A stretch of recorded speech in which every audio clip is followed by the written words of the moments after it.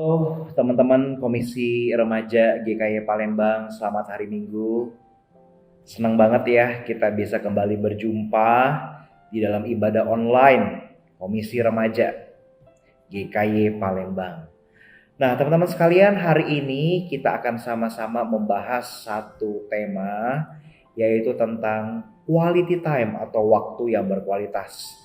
Nah teman-teman, tema ini tema yang simple, tetapi saya percaya relevan dan meaningful buat kita semua, ya.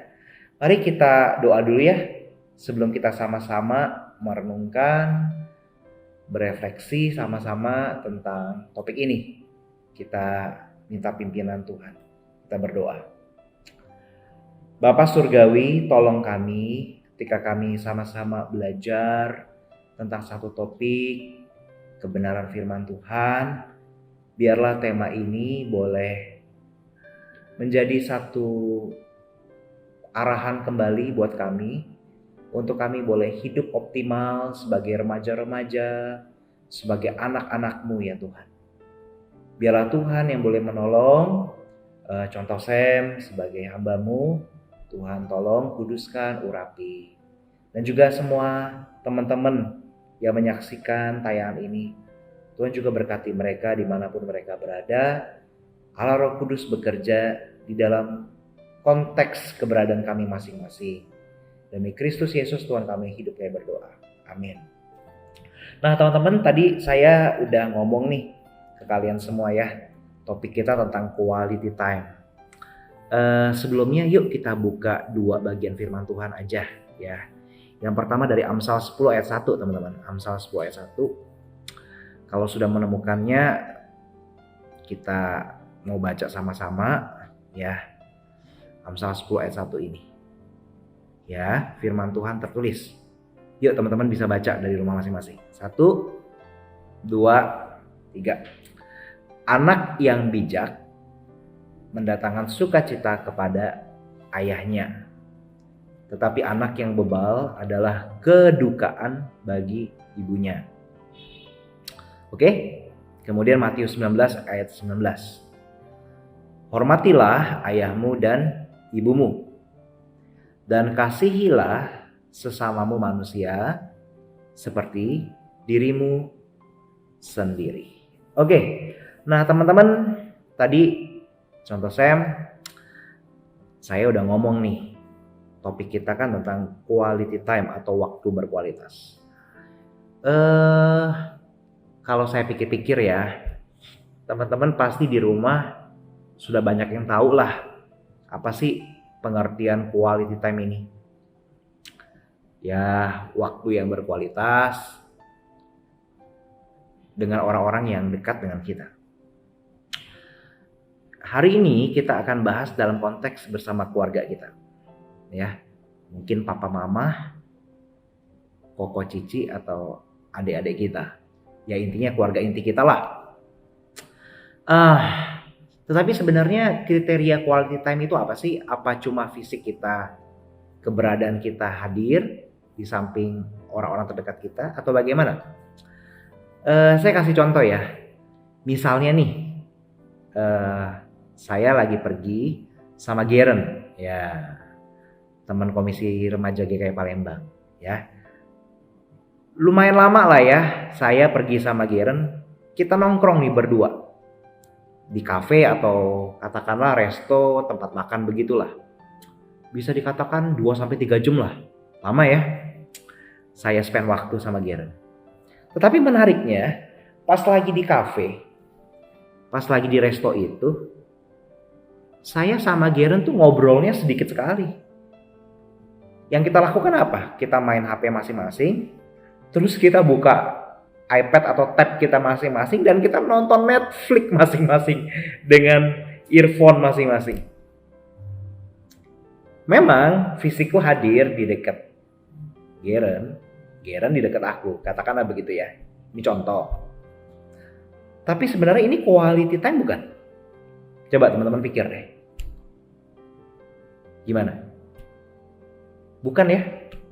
Karena quality time itu bukan cuma sekedar fisik kita hadir, bukan cuma sekadar kita kasih waktu dekat dengan dia secara fisikal, tetapi sebenarnya ada keterlibatan penuh, totalitas diri kita, pikiran kita, perasaan kita, concern kita, kita libatkan kepada orang-orang yang dengannya kita spend waktu kita. Nah, ketika totalitas itu diberikan, barulah itu menjadi waktu yang berkualitas. Kita involve sungguh-sungguh, menghadirkan diri kita sepenuhnya sepenuhnya kepada orang-orang di sekitar kita, yang dekat dengan kita. Dalam konteks saat ini adalah keluarga kita. Nah, itulah waktu yang berkualitas, teman-teman. Nah, teman-teman bicara tentang quality time ini ya, sorry, tadi saya ada salah ngomong.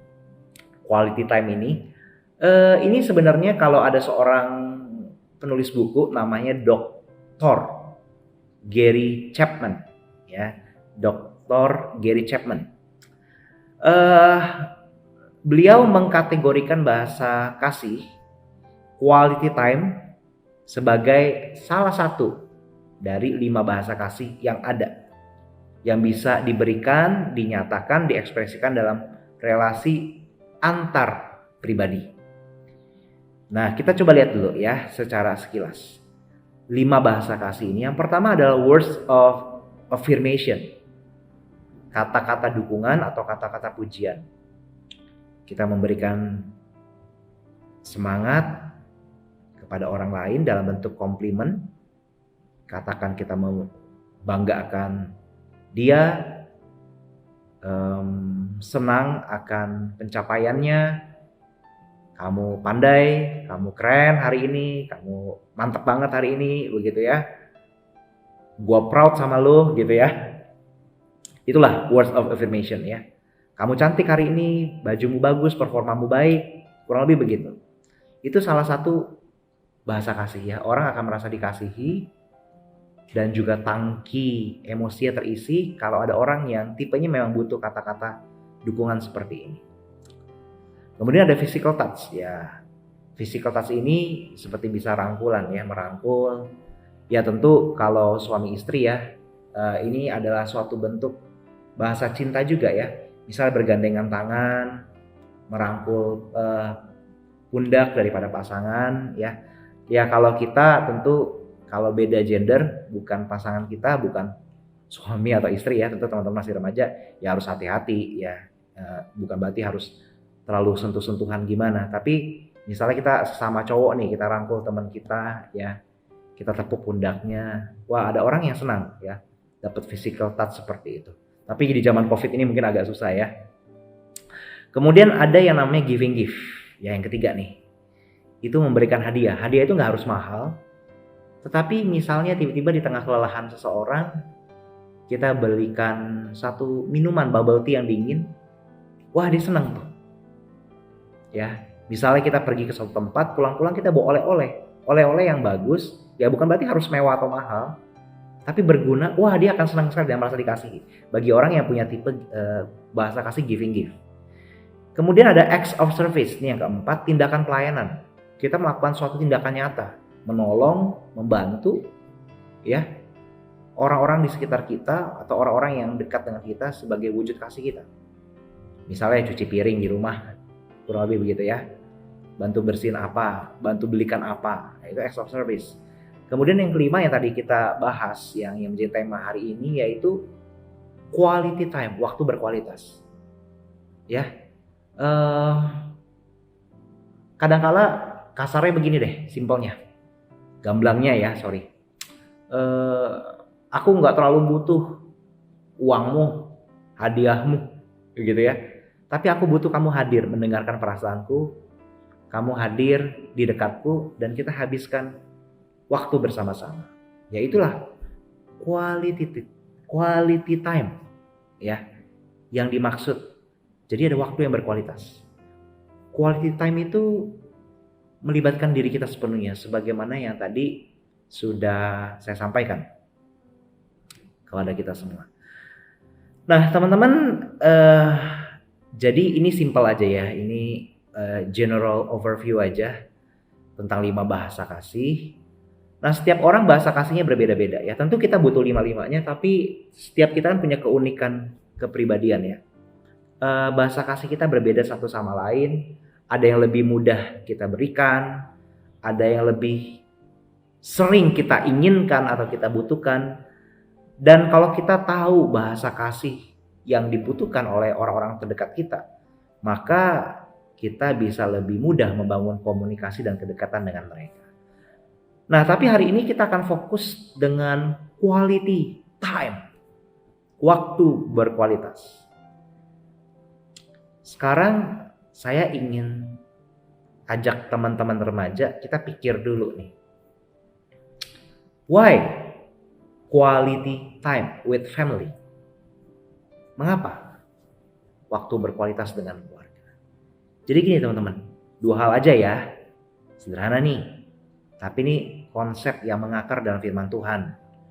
Yang pertama itu, keluarga itu adalah tempat di mana kita teman-teman dibentuk semakin serupa Tuhan. Ini menjadi konteks Tuhan bekerja membentuk kita semakin serupa Kristus. Ya, istilah kerennya itu menuju Christ likeness. Nah, kita kan ditebus oleh Kristus untuk menjadi semakin serupa dengannya. Dalam segala aspek kehidupan kita, karakter, pikiran, perasaan, kehendak kita. Itu tuh yang pertama. Yang kedua, why quality time with family? Itu karena keluarga atau family itu adalah tempat di mana kita juga bisa mewujud nyatakan pelayanan kita kepada Tuhan melalui apa? Melalui dengan kita mengasihi atau melayani anggota keluarga kita. Papa, mama, koko, cici, atau adik, dan lain sebagainya. Jadi teman-teman, pelayanan itu bukan cuma di gereja loh. Di rumah pun bersama keluarga itu adalah tempat kita juga belajar melayani. Jadi teman-teman, kita bisa melayani juga ya di rumah. Nah, quality time itu, ketika kita lakukan itu, kita berikan itu, kita sebenarnya bisa mendapat beberapa benefit atau keuntungan. Tentu benefit atau keuntungan itu memenuhi dua hal mendasar, dua konsep mendasar yang tadi sudah contoh Sam jelaskan ya. Keluarga adalah tempat atau konteks kita dibentuk semakin serupa Kristus, terus kemudian juga tempat kita belajar melayani. Nah, benefit yang pertama nih, ya kita bicara benefitnya dulu nih. Ketika kita spend quality time with family, coba teman-teman pikir-pikir deh. Kita lagi jalan-jalan, lagi nyantai di rumah. Biasanya pada saat itu kan lagi happy. Mood kita relatif lagi fine ya. Lagi senang. Biasanya begitu. Umumnya begitu. Benar nggak? Ya kecuali ada kasus khusus tertentu ya. Tapi biasanya ya kita lagi happy gitu. Dan papa mama kita juga lagi nggak sibuk. Ya kalau sibuk mana mungkin mereka spend time with us, ya kan? Ya di tengah kesibukan mereka tentunya mereka spend time with us, anak-anak, ya. Dan di saat itulah mereka juga sebenarnya sedang mau rilis, mau refresh. Ya otomatis ya mood mereka juga ya relatif baik lah, ya. Jadi mereka bukan sedang terpreoccupied, ya, terkungkung oleh kepanikan mereka dalam bekerja. Ya mungkin ada kesibukan tertentu tapi lagi bukan dikuasai oleh kepanikan kerjaan mereka gitu atau load kerjaan mereka. Nah di situ biasanya papi mami, papa mama kita lagi oke tuh moodnya. Nah jadi ketika saat-saat seperti itu biasanya itu bisa menjadi kesempatan buat kita bangun komunikasi yang enak, yang nyaman sama papa mama atau papi mami kita. Di saat quality time itu kita bisa utarakan loh perasaan kita sama papa mama. Misalnya kesulitan apa nih yang kita alami ketika kita belajar online, ya. Ketika lagi masa pandemi gini, kita ada perasaan apa, ada kekhawatiran apa, ketakutan apa, bahkan harapan apa terhadap papa mama kita. Harapan kita terhadap koko cici atau adik kita yang kita sampaikan juga kepada papa mama kita. Dan ketika ada keterbukaan emosi seperti itu dan papa mama kita cukup ready, cukup siap untuk mendengar kita, maka akan terbangun attachment, ya, kedekatan yang akrab, yang karib dengan papa mama kita loh. Jadi rumah kita betul-betul kita feel at home karena ada quality time di sana. Nah kemudian teman-teman coba kita pikirin juga dari sisi papa mama kita ya, papi mami kita. Sebenarnya quality time itu juga bisa menjadi coaching time buat mereka. Loh, apa itu coaching time? Contoh saya. Coaching time itu artinya adalah satu momen emas, golden moment, di mana orang tua itu bisa ngajar kita anak-anak suatu nilai-nilai kehidupan, suatu prinsip-prinsip firman Tuhan yang penting untuk kehidupan kita. Dan ketika kita mendengar itu karena lagi golden time, golden moment, kita lebih mudah terima itu. Karena kan lagi relax, lagi happy, lagi santai, lagi gak tegang. Bener gak? Nah akhirnya teman-teman, tercapailah kehendak Tuhan di mana keluarga itu bisa menjadi konteks di mana kita diasah teman-teman supaya semakin serupa dengan Kristus dalam pikiran, perasaan, kehendak kita. Teman-teman, di dalam dunia di mana kita hidup, di dalam sosial media dan sebagainya kan kita banyak tuh dibombardir oleh pikiran-pikiran, sistem nilai kehidupan yang belum tentu loh sesuai dengan firman Tuhan. Betul nggak? Tetapi bagi kita yang punya keluarga Kristen, di situ kita bisa belajar loh teman-teman. Prinsip-prinsip yang sesuai dengan kitab suci. Ya tentu papa mama kita, mereka pasti mengajarkan hal-hal yang baik dan benar kepada kita semua. Betul nggak? Dan ketika itu terakomodir, itu terjadi teman-teman sekalian, kita bisa belajar menjadi anak-anak yang bijak akhirnya. Seperti kata Amsal 10 ayat 1 tadi dikatakan oleh penulis kitab hikmat ini, anak yang bijak mendatangkan sukacita kepada ayahnya. Ya karena budaya Yahudi saat itu, ayah itu adalah representasi ya dari seluruh keluarga. Jadi bisa saya katakan kepada seluruh keluarga, ayah, ibu, dan keluarga secara lebih luas. Jadi teman-teman, kalau kita menjadi anak yang bijak, itu siapa yang ngajarin kita? Ya bisa, contoh di gereja bisa, guru di sekolah bisa. Tetapi lebih banyak faktor itu ditentukan, diajarkan oleh papa mama kita. Dan kalau kita punya quality time with our parents, itu bisa menjadi konteks loh, untuk melatih kita menjadi anak yang bijak. Jadi teman-teman, gini ya, kita jadi anak yang pinter itu beda loh sama jadi anak yang bijak. Kalau kalian pinter, oke lah matematika 9, A nilainya ya. Kimianya 9 atau A, IPS-nya 9 atau A, ya Inggrisnya, bahasa Indonesianya ya whatever lah ya. Kita jago main musik misalnya. Ya bagus, nggak apa-apa, baik. Kita pintar kan. Tetapi ada hal yang tidak kalah pentingnya, yaitu menjadi pribadi yang bijaksana. Kita punya wisdom. Bukan cuma memiliki intelektualitas, tapi kita punya wisdom atau hikmat. Wisdom itu adalah bagaimana kita bisa mengaplikasikan apa yang kita tahu. Dan itu banyak kita peroleh dari orang-orang yang lebih tua dari kita. Dari pengalaman hidup mereka. Oleh karena itu manfaatkan quality time untuk kita memperoleh wisdom itu. Itu benefit yang pertama ya teman-temannya. Benefit yang kedua teman-teman begini. Dalam quality time kita bisa belajar juga mengasihi dan melayani. Contoh nih, ada kalanya kan ketika kita sibuk belajar, kita sibuk dengan urusan kita lah ya. Atau kita sibuk main bareng kawan kita. Ya oke, itu momen-momen tertentu memang kita harus ada waktu-waktu seperti itu. Tapi saat-saat seperti itu kan kurang ada waktu untuk bersama dengan keluarga kita atau orang tua kita. Nah kalau dalam quality time, katakanlah di rumah misalnya, kita bisa siapin makanan bareng sama papa mama kita. Bener gak? Mama masak, papa lagi siapin peralatan untuk makan. Kita bisa loh, melalui quality time itu, kita ciptakan sebuah budaya saling melayani.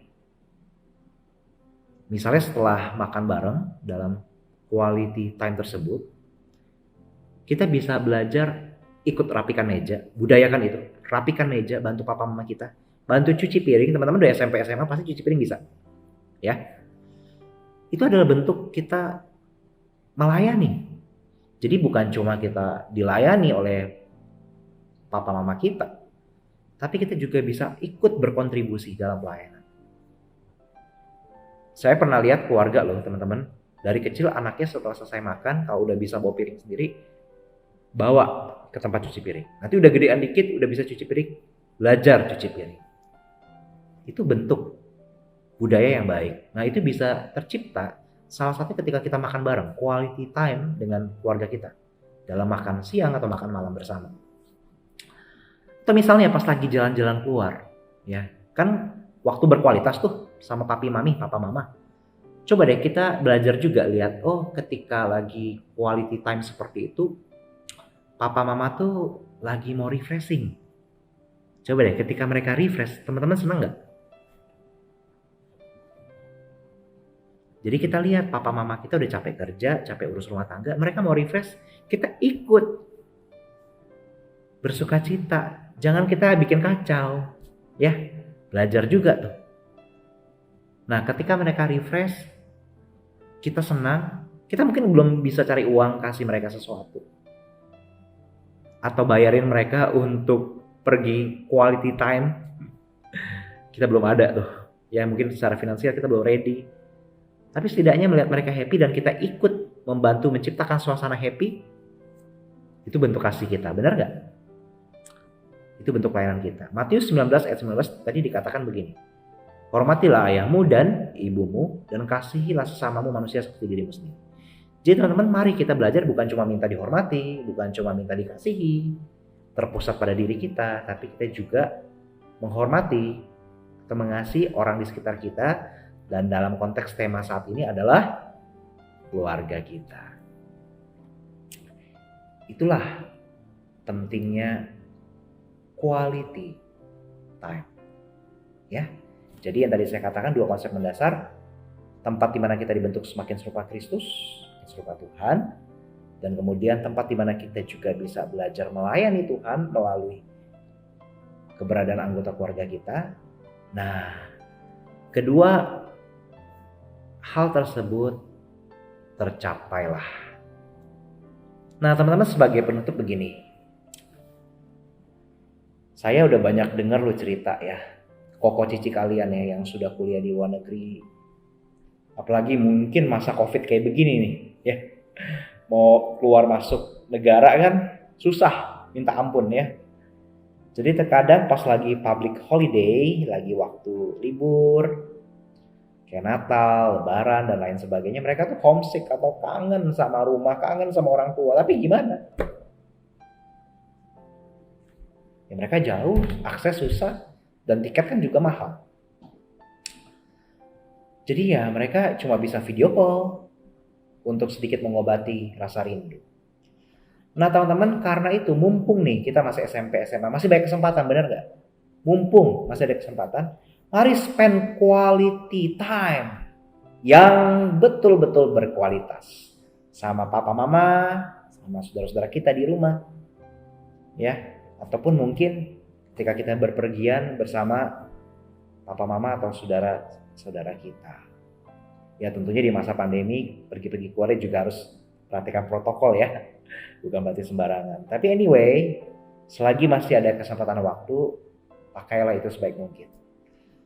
Teman-teman, sebelum kita doa, teman-teman tahu nggak Tuhan Yesus di kesempatan akhir dalam hidupnya, ketika dia sudah naik di atas kayu salib, Tuhan Yesus masih ingat loh kepada mamanya. Dia mungkin tahu, Tuhan kita tahu sudah tidak ada waktu lagi untuk dia spend quality time dengan ibunya yang terkasih Maria. Sehingga ia berkata kepada Rasul Yohanes, kurang lebih kalau saya bahasakan sendiri, Yohanes, anggap Maria ini ibumu sendiri, jaga dia, sayangi dia, rawat dia. Dan kepada mamanya, Maria, dia berkata, Yohanes ini anakmu. Jadi teman-teman, Kristus di masa-masa akhir hidupnya tetap menunjukkan kepeduliannya kepada sang ibu. Jadi friends, teman-teman Komisi Remaja GKI Palembang, mari kita miliki quality time, waktu yang berkualitas dengan keluarga kita. Dan kiranya di momen-momen itu Allah Roh Kudus bekerja dengan leluasa, membawa kebaikan, membawa pertumbuhan rohani, transformasi karakter bagi setiap anggota keluarga yang ada. Amin.